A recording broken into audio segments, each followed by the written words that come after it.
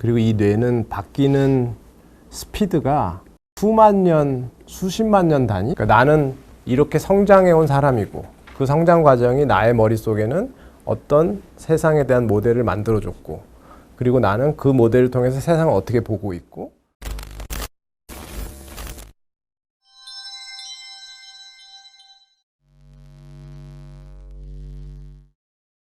AI 시대가 너무 급변하니까 어떤 교육이 필요한가? 꼭 대학생뿐만 아니라도 전 세대에 거쳐서 어떤 교육이 필요한지 그런 거 그러니까 인간이 뭔지 정확히 알아야 되고 기계가 뭔지 정확히 알아서 그 바운더리가 어딘지를 확실하게 개인이 알고 있어야 돼요. 그래서 사실은 초중고등학교 때 이 뇌에 대해서 인지에 대해서 배워야 된다고 생각해요. 그러니까 특히 뇌라는 건 어떤 환경이 만들어지면 그거에 무조건 적응한다. 그게 가치 판단 안 하고 뭐 이게 짧은 어텐션 주의만 요구하는 그 매체들이 잔뜩 자기 주변에 있으면 그거에 적응해야 된다. 근데 이제 그 환경을 어느 정도는 자기가 선택하고 통제할 수 있죠. 왜냐하면 그 환경에 안 가면 되니까. 그죠? 근데 이제 사방이 그 환경이면 안 가기가 좀 어렵지만 스마트폰 맨날 들고 있는데 그걸 안 보기가 좀 어렵지만 특히 이제 통제력이 아직 발달하지 않은 청소년이나 이제 어린아이들은 좀 어렵지만 이게 무너지면 그러니까 본성이라고 하는 것들 이런 게 무너지면 이거는 기계하고 다를 게 없고 뭔가 안 된다라는 거를 생물학 교육, 생명체에 대한 교육, 그다음에 뇌에 대한 교육, 그다음에 생존이라는 거에 대한 교육. 그래서 우리는 생명체고 생명체는 이런 제한을 가지고 있다.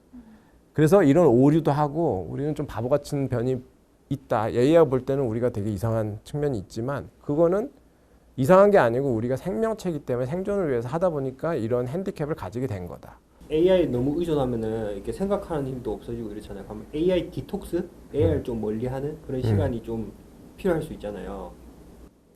저는 디톡스라는 말 별로 안 좋아해요. 그래요? 네, 왜냐하면 AI 자체는 톡식한 게 아니에요. 그거를 쓰는 인간이 혹은 그걸 활용해서 돈을 버는 인간들이 톡식한 거지. 그러니까 그런 식으로 기술에 레이블링을 붙이는 걸 저는 개인적으로 별로 좋아하진 않는데 네. 이거 뭐 도파민 디톡스 이런 얘기도 하는데 도파민이 무슨 죄가 있어. 도파민은 그런 케미컬이 아니에요. 그 이제 모라벡의 역설이라고 되게 유명한 역설, 모라벡인 사람이 한 게 인간은 너무 쉽게 하는 건 AI는 안 된다. 그리고 AI는 너무 쉽게 하는 건 인간은 너무 어려워한다.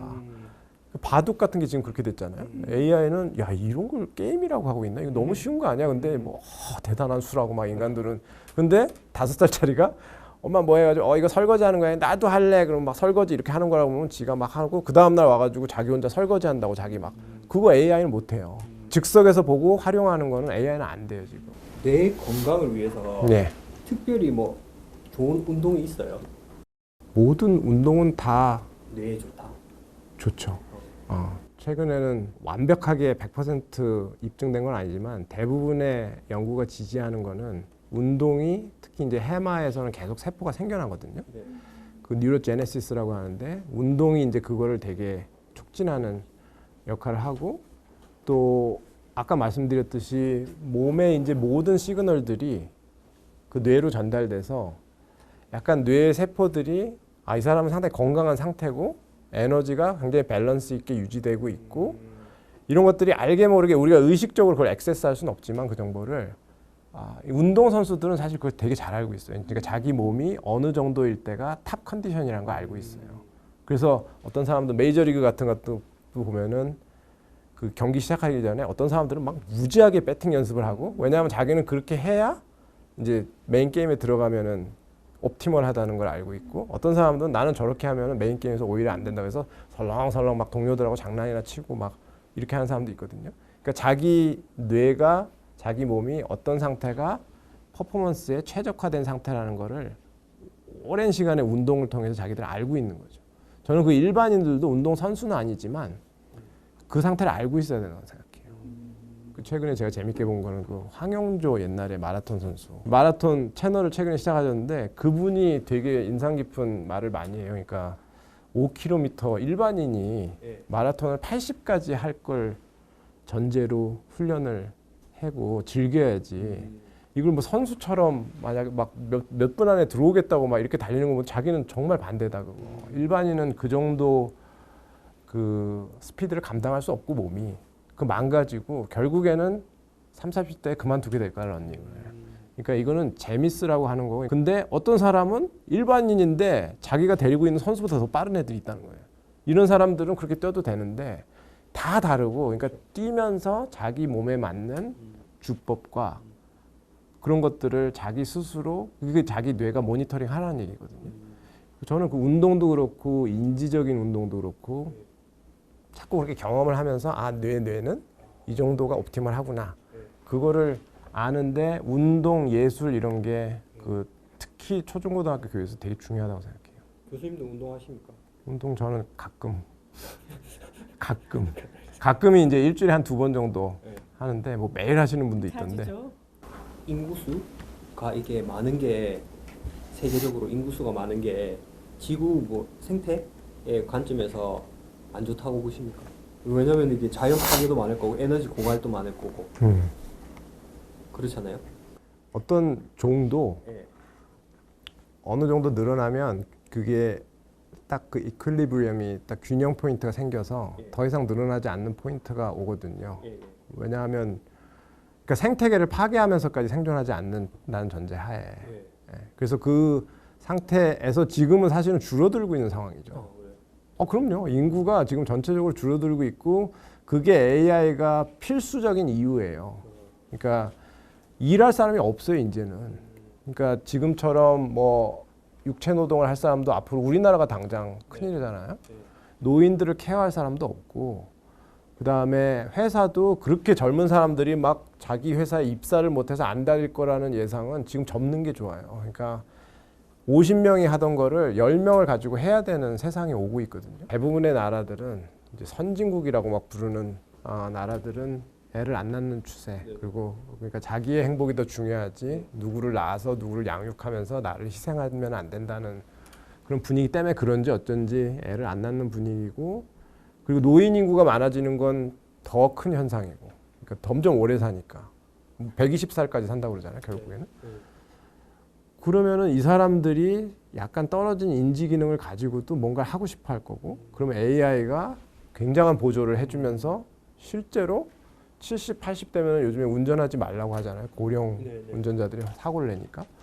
자율주행차가 나오면 그게 문제가 안 돼요. 그러니까 80대 노인이 자율주행차 타고 막 다니면서 AI 보조를 받아서 뭐 일을 할 수도 있고.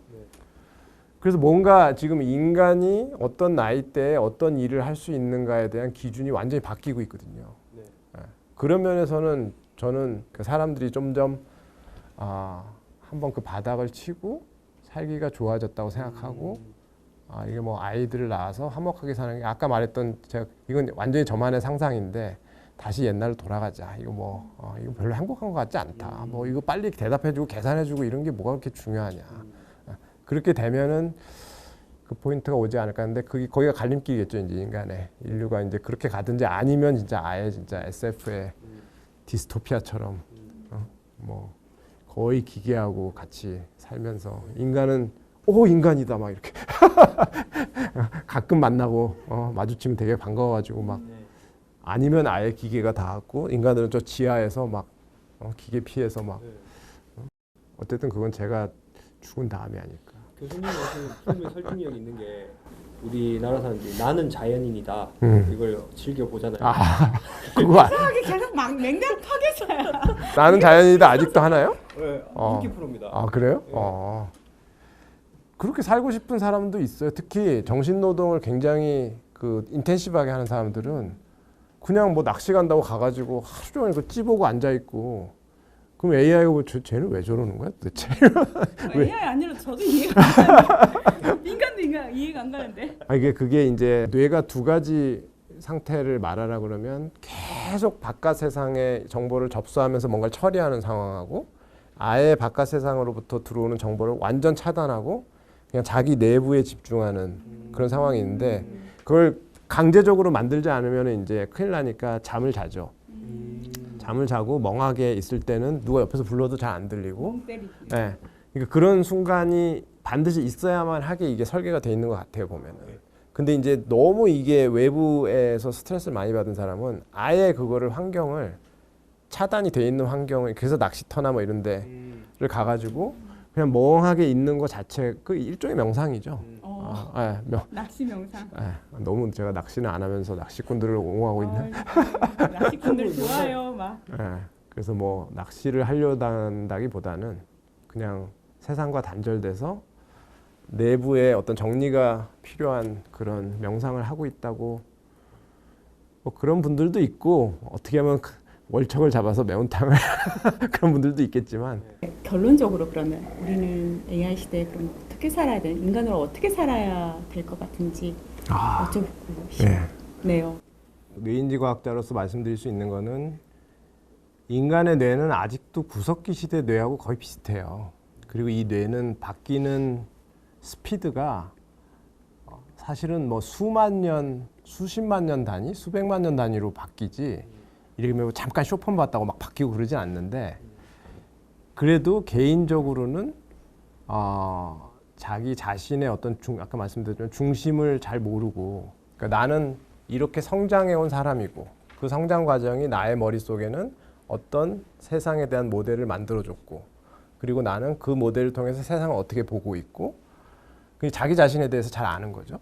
그러니까 자기 자신에 대해서 잘 알고 그래서 나는 이런 거는 맞고 이런 거는 뭐 남들은 좋다고 하는데 나한테는 안 맞고 그죠? 그리고 그래서 나한테는 이런 종류의 핸디캡이 있고 그런 거는 내가 많이 노력해야 되는데 AI가 그거를 많이 도와줄 수 있고 그러니까 자기를 중심으로 이 환경을 분석할 수 있고 자기를 분석할 수 있고 그런 시간을 많이 좀 가지시면서 사시면 좋지 않을까. 이게 너무 지금 이렇게 트렌드가 생기면 거기에 막 올라타가지고 막 이제 나팔을 불어대는 수많은 사람들이 생겨요. 이거 안 하면 지금 큰일 난다 어쩐다 하는데 너무 그런 거에 현혹되지 마시고 그냥 쉽게 아주 그 간단하게 생각하시면 뭐 뒤처지면 나중에 따라잡으면 되지 뭐 그게 뭐 꽤 대수인가? 이렇게 좀 느긋하게 생각하시고 그 너무 막 이렇게 극단적으로 표현하면 막 약장수 같은 사람들도 있어요. 막 이걸 배우셔야 된다. 뭐 저거 안 배우시면 도태된다. 뭐 리플레이스 된다. 막 이렇게 하는데 사람 리플레이스하기 그렇게 쉽지 않다. 쉽지 않고 특히나 자기가 중심이 아주 잘 잡혀 있는 사람은 어떤 일자리가 생겨도 그거에 적응할 수 있거든요. 그러니까 너무 불안해하지 마시되 또 AI는 인간이 앞으로의 미래 아까 말씀드린 뭐 여러 가지 인구 변화라든지 뭐 그런 것 때문에 연령 변화, 수명의 변화 이런 것 때문에 없어서는 안 될 지금 사람들이 자동차가 처음 나왔을 때 막 괴물이라고 했던 것처럼 지금 괴물이라고 하지만 나중에 AI 없이는 못 사는 세상이 올 거예요. 근데 지금처럼 막 인간은 할 일이 없어지고 막 이런 식으로 하는 게 굉장히 과대 포장됐다는 것도 사람들이 알게 될 거고 그래서 사람들이 주변에 많이 있고 우리는 인류라고 하는 어떤 그런 호모 사피엔스라고 하는 종이 있고 이 종이 굉장히 오랫동안 버티고 살아왔기 때문에 그렇게 막 쉽게 막 기술에 의해서 리플레이스 되고 이러지는 않을 건데 그렇다고 해서 뭐 기술을 막 무시하면 안 되고 그래서 균형?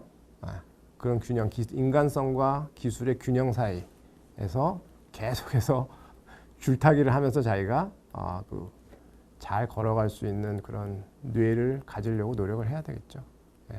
그게 제가 그렇게 살아야 되겠다는 생각이기도 하고. 감사합니다. 오늘 이렇게 이야기 나누니까 조금은 좀 덜 불안해졌어요. 그래요? 저는 조금 덜 불안해졌어요. 지금까지 공포 마케팅 때문에 사람들이 많이 두려워했을 것 같은데 근데 뭐 제가 늘 걱정하는 거는 이게 이제 나중에 AI가 막 발달해가지고 그때 저 이인하 교수가 저거 안 배워도 된다고 그러지 안 배웠는데 이제 막 근데 그걸 떠나서 자기 중심을 갖고 살아야 되는 건 그러니까 뭐 AI가 어떻게 되든 인간으로서는 중요한 거잖아요. 그 자기 중심을 갖고 AI를 선택을 하든 맞아요. 뭐 AI로 살아가든 그러니까 뇌는 자기가 경험한 거를 통해서만 자기를 정의하거든요. 그래서 사람들이 물어볼 때 그렇잖아요. 그 자기를 정의하기 위해서 온갖 트릭이 많잖아요. 뭐 MBTI니 뭐니 뭐 사주도 보시고 나는 누구인가를 남한테 물어보는 거예요. 계속 나는 누구니까 그러면 경험을 얘기해보라 그러면 나는 뭐 이런 경우에 이렇게 하고 저렇게 하고 그게 이제 뇌가 경험을 통해서 자기를 디파인하기 때문에 그러는데 그러는 과정에서 뇌는 이미 자기가 누군지 잘 알고 있어요. 그걸 알 수 있는 거는 어떤 상황이 벌어지면 자기는 이런 방식으로 행동을 하거든요. 그게 이제 자기 뇌인 거예요. 그거를 이미 알고 있는데 사람은 그래도 끊임없이 불안한 것 같아요. 왜냐하면 쟤는 잘하는 것 같은데 나는 잘 못하고 그러니까 그런 틈새를 아주 그 AI 기술이 교묘하게 파고드는 것 같아. 그래서 너는 이걸 못하니까 리플레이스 될 거야. 막 이런. 근데 너무 그렇게 겁먹지 마시고 그냥 자기한테 필요한 부분만 선택할 수 있는 주체적인 생활을 하시면 좋을 것 같다.